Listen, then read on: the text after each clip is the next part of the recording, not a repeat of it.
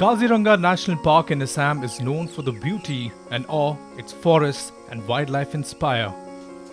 A UNESCO World Heritage Site, it is home to two-thirds of the endangered one-horned rhinoceros and known to have the highest density of Bengal tiger in India. Located in the floodplains of the Brahmaputra, Kaziranga is paradise to nature lovers, birders and conservationists alike. Hosting large breeding populations of elephants, wild buffaloes and a number of diverse bird species.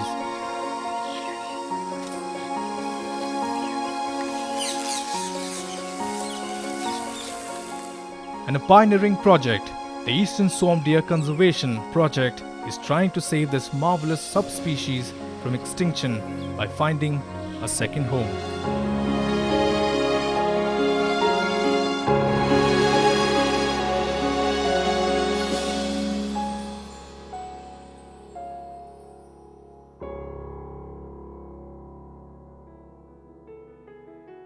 In the last 50 years or so, the eastern swamp deer has been confined to only two habitats in one state, which is Assam. And the two habitats were the Manas National Park and the Kaziranga National Park. After the Bodo uprising in the 1980s, the very tenuous population of the eastern Barasingha in Manas was decimated and believed to be extinct, like most of the wildlife was very seriously affected. It is believed that a few specimens still exist. There is luckily still a reasonably stable and healthy population in Kaziranga. It is far too dangerous to have all your specimens, all your population, the world population as it were of that particular eastern race, confined to just one habitat, and it must have one or more other habitats to ensure its safety. During the 19th century, eastern swamp deer were known to be distributed all over the Brahmaputra floodplains and the Terai foothills of the eastern Himalayas across the Sundarbans in Bangladesh and southern Nepal and down to the river Godavari. They have now been confined to three main populations in India besides Nepal. Swamp deer has now been declared extinct from Bangladesh. The remaining population in India and Nepal are considered vulnerable owing to its severe population decline and range restrictions. The eastern swamp deer is listed under Schedule 1 of the Wildlife Protection Act 1972 of India. Most of us identify the swamp deer by its popular name Barasingha, coined by the magnificent 12-tined antlers the adult males of the species have. The female, on the other hand, lacks antlers. In Assam, the swamp deer is called Dol Horina. Dol meaning swamp and Horina meaning deer. Standing at a shoulder height of about 120 centimeters, the males weigh around 180 kgs and the females around 120 kgs. One of the three subspecies of the swamp deer, the eastern swamp deer, is found in distinct regions in Indian subcontinent. Northern swamp deer found in Dudhwa National Park in Uttar Pradesh.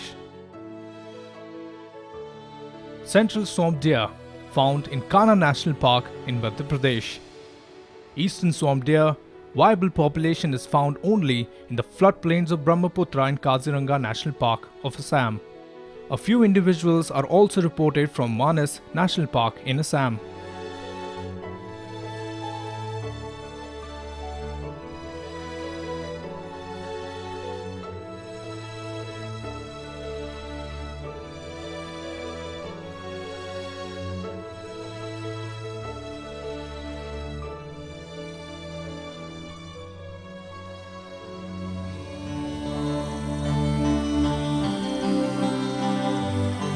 Rapid conversion of their preferred grassland habitats from agricultural uses and excessive hunting has caused a heavy decline in swamp deer population. Of the three, the eastern swamp deer, in addition to being the last surviving population, faces additional risks due to annual floods in Kaziranga. On an average, In the last 10 years, the population in Kaziranga National Park has been fluctuating from as low as 400 to rising to 1,000 individuals. The fluctuation has been attributed to annual floods at Kaziranga and possible road hits, among others.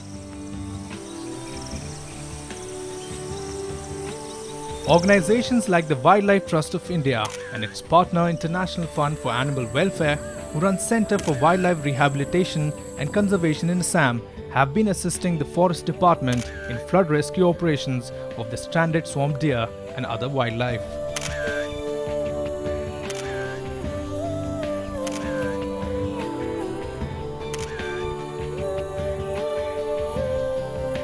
The Center for Wildlife Rehabilitation and Conservation is a unique center set up by I4WTI and the Assam Forest Department in rescuing and rehabilitating animals that come out of Kaziranga National Park due to the floods.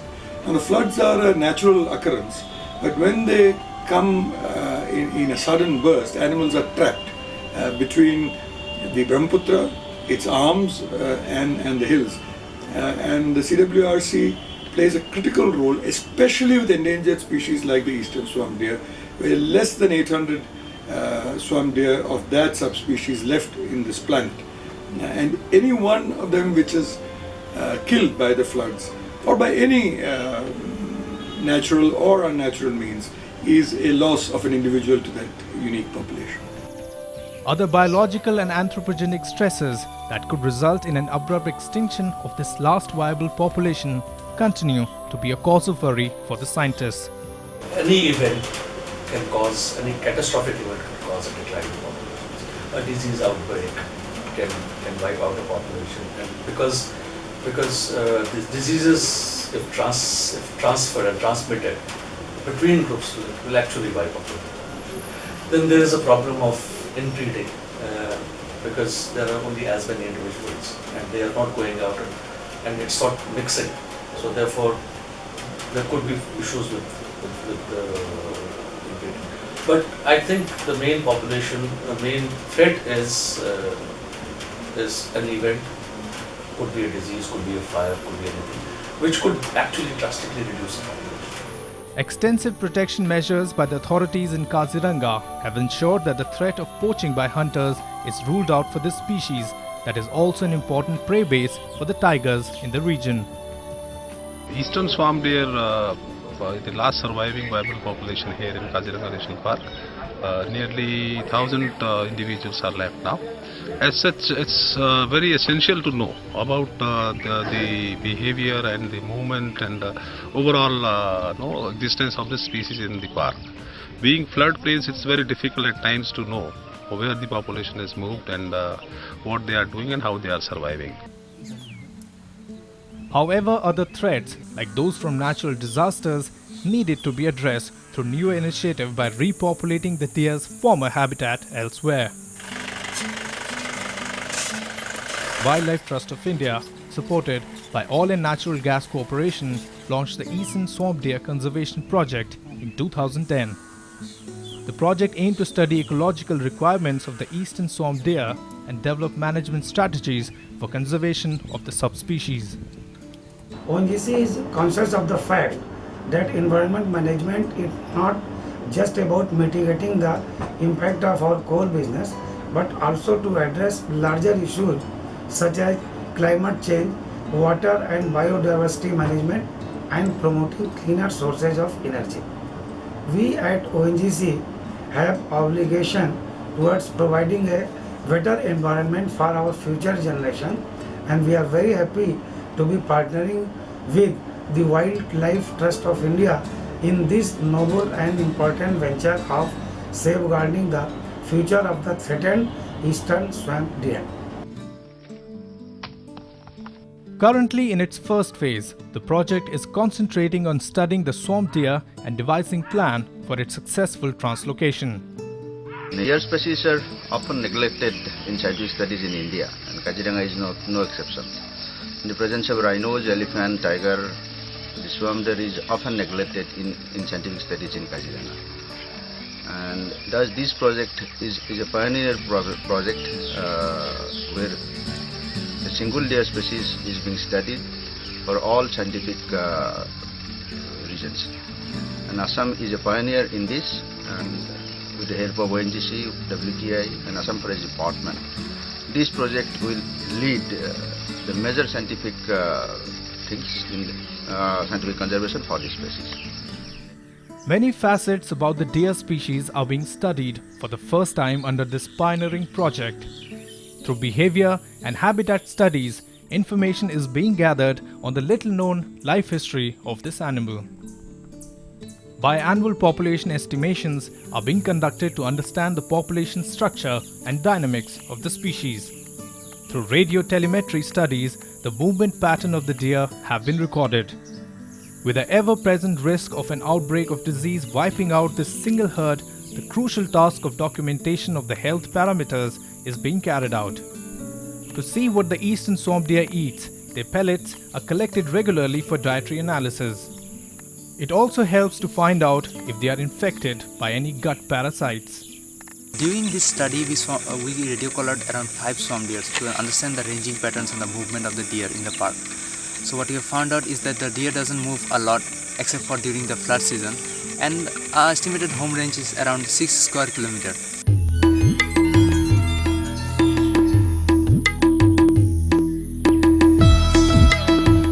If you visit the Kaziranga National Park, you'll find this gentle species spending most of their time grazing with the Indian rhinoceros, herds of Asian elephants and wild buffaloes. They live as large herds in the short grasslands of Kaziranga's floodplains.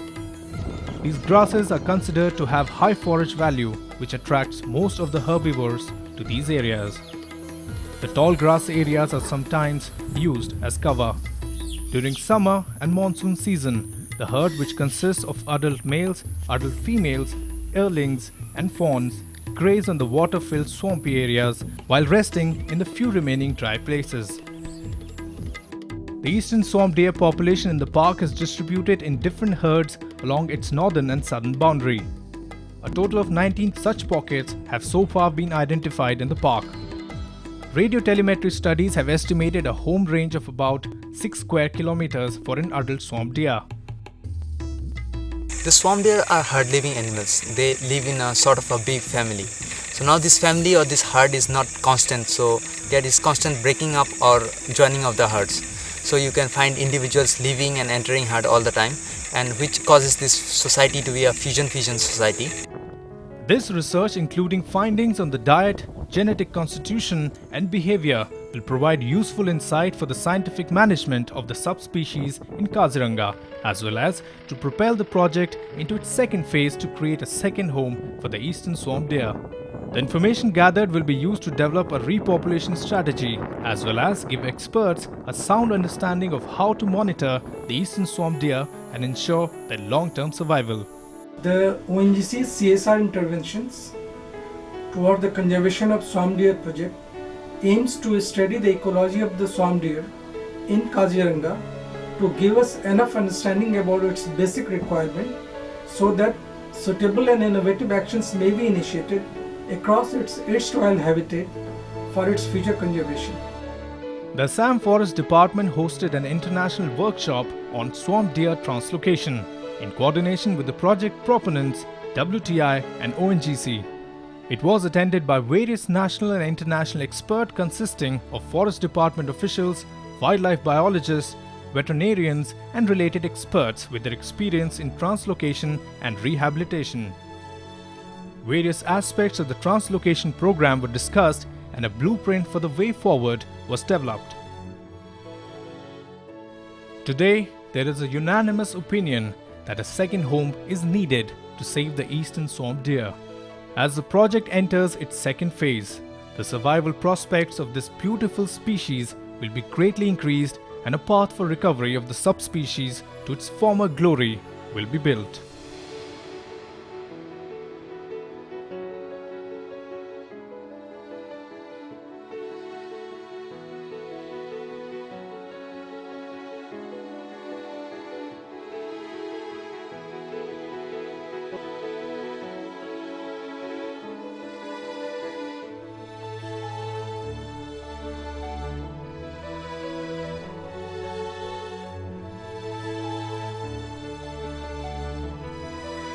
I think the most important thing about this project is not the fact that one is studying the swamp deer in Kaziranga, but that we are giving it a second home.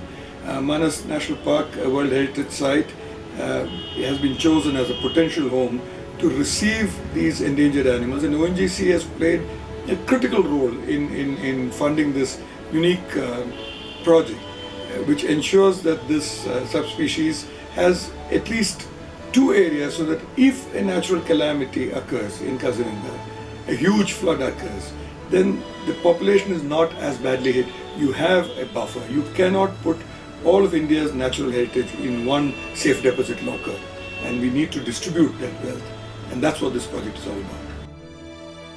The second home, Manas National Park, a secure home away from the life-threatening floods of Kaziranga National Park. With a few individuals of eastern swamp deer subspecies already existing there, Manas seems a viable option for a safe second home.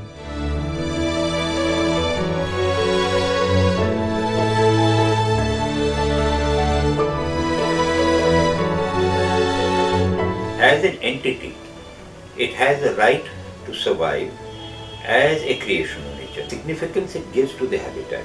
And to me, the habitat is even more important than this thing. Because if there is habitat, then the species will thrive. If you take it out of the context and you have them only in the zoos, if you lose that, then how do you recreate it?